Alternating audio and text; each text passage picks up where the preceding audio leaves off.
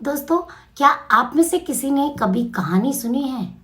ज़रूर सुनी होगी। अपनी दादी से, अपनी नानी से, अपनी मम्मी से। हम सब ने ही कहानियाँ बहुत सुनी हैं, बचपन से लेके अब तक। और हमें कहानी बहुत इंटरेस्टिंग भी लगती हैं और उनसे हमें सीखने को भी बहुत कुछ मिलता है। कहानी हमें कुछ ना कुछ सिखा के ज़रूर जाती है। कोई ना कोई उनमें इतना अच्छा मैसेज छुपा होता है। तो क्यों ना आज मैं आपको एक ऐसी ही कहानी सुनाऊं। शायद आपको भी कुछ ना कुछ इससे सीखने को ज़रूर मिलेगा। नमस्कार दोस्तों, मैं पूनम चौधरी, आपकी लाइफ कोच और एस्ट्रोलॉजर। कैसे हैं आप सब? तो शुरू करते हैं आज की कहानी। एक बार एक बुजुर्ग एक दरिया के किनारे जा रहे होते हैं। वहां पे वो देखते हैं कि एक कछुआ उसके किनारे पे आने वाला होता है। तभी एक बिच्छू उसकी पीठ पर छलांग लगा देता है। जैसे ही बिच्छू छलांग लगाता है, कछुआ दूसरी तरफ जाने लगता है, दूसरे किनारे की तरफ। दूसरे किनारे पर पहुंचते ही कछुआ उतर जाता है और रास्ते में चलने लगता है। इसी दौरान बुजुर्ग उनका पीछा कर रहे थे और बोलते जा रहे थे मन में कि मैं आज देखता हूँ कि ये कहाँ पे जाता है।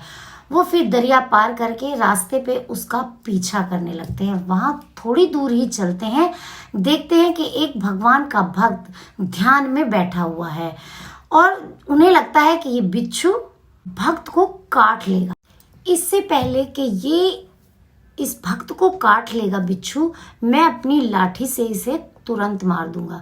वहीं वो दूसरी तरफ देखते हैं कि एक जहरीला सांप उस भक्त की तरफ बढ़ रहा होता है और वो उसको काटने ही वाला होता है। तभी बिच्छू उसको डंक मार देता है। बिच्छू के जहरीले डंक से उसकी मौत हो जाती है। थोड़ी देर बाद भगवान का भक्त उठता है और तो बुजुर्ग सारी बात उनको बताते हैं कि कैसे ईश्वर ने इस बिच्छू को कछुए की पीठ पर बैठाकर दूसरे किनारे पहुंचाया तुम्हारी रक्षा करने के लिए, और कैसे इस बिच्छू ने इस सांप को मारा। तो वहां मरे हुए सांप को जब भक्त ने देखा तो उसकी आंखों में आंसू आ गए। वो मन ही मन याद करने लगा कि हे प्रभु, आप कितने दयालु हैं और आपने मेरी ऐसे रक्षा की। तभी भगवान ने उससे कहा कि जब ये बुजुर्ग तुम्हारी रक्षा के लिए लाठी उठा सकता है, ये मनुष्य, तो तुम तो फिर भी मेरी भक्ति में लगे हुए थे। तुम्हारे लिए, तुम्हारी रक्षा करने के लिए तो मेरी लाठी हमेशा तैयार रहती है। तो दोस्तों, जिस तरह उस भक्त को बचाने के लिए भगवान की लाठी तैयार थी, अगर हम ईश्वर को याद करके हर काम करते हैं, उसकी आज्ञा लेके हर काम करते हैं, उसको भोग लगाते हैं, तो हर चीज जब हम उसको याद करके करते हैं, हर वक्त जब हम उसके साथ रहते हैं, उसको साथ रखते हैं, तो ईश्वर हमारा बाल भी बाका नहीं होने देता। यानी वो हमारे दुश्मन को अपने आप ही खत्म कर देता है। तो ईश्वर ने उनसे कहा कि जब ये बुजुर्ग आपको जानते भी नहीं, ये आपके लिए लाठी उठा सकते हैं, तो तुम तो फिर भी मेरी भक्ति में लगे हुए थे, मेरे ध्यान में बैठे हुए थे, तो क्यों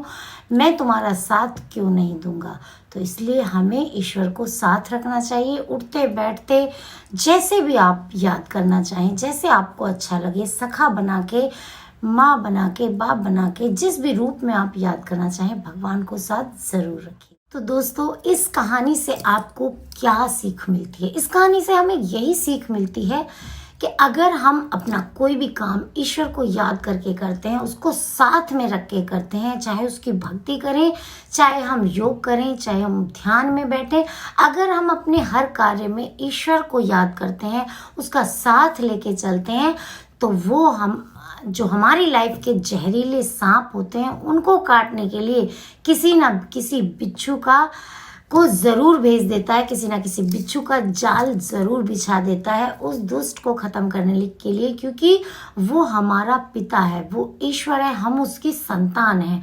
तो अगर हम उसको याद करेंगे, उसको साथ रखेंगे, उसकी भक्ति में लीन रहेंगे, या उसको साथ लेके भी चलेंगे ना कि हे ईश्वर, मेरा काम आपसे ही है, मैं आप से पूछे बिना कोई कार्य नहीं करता। आप इस तरह से विनती करके अगर ईश्वर की पूजा करते हैं, प्रार्थना करते हैं, भाव रखते हैं और अपने अच्छे कर्मों में बिलीव रखते हैं, तो ईश्वर आपका साथ जरूर देते हैं। और ईश्वर की लाठी जिस पे वो चलाता है, यानी हमारे लिए, उसमें आवाज नहीं होती और वो हमारा साथ 101% देता है। इस पे आप बिलीव करिए। बहुत से उपाय मैं आपको बताती हूँ, उपाय करते रहिए, ठीक है, अच्छे कर्म करिए, लेकिन ईश्वर को साथ जरूर। तो ऐसे ही कुछ ना कुछ हमें सीख देने वाली कहानियां लेकर मैं आपके पास आती रहूंगी। और आपको मेरी ये कहानी कैसी लगी कमेंट बॉक्स में प्लीज़ मुझे ज़रूर बताइएगा और जय माता दी ज़रूर लिखिएगा। अगर आगे भी आप ऐसी कहानी सुनना चाहते हैं तो प्लीज़ मुझे ज़रूर बताइएगा। जिस भी टॉपिक पे आप सुनना चाहते हैं मैं आपके लिए ज़रूर सुनाऊंगी, क्योंकि हमें कुछ ना कुछ सीखने को ही मिलता है कहानियों से। और मेरी वीडियो को लाइक शेयर सब्सक्राइब ज़रूर कीजिएगा। बहुत बहुत धन्यवाद।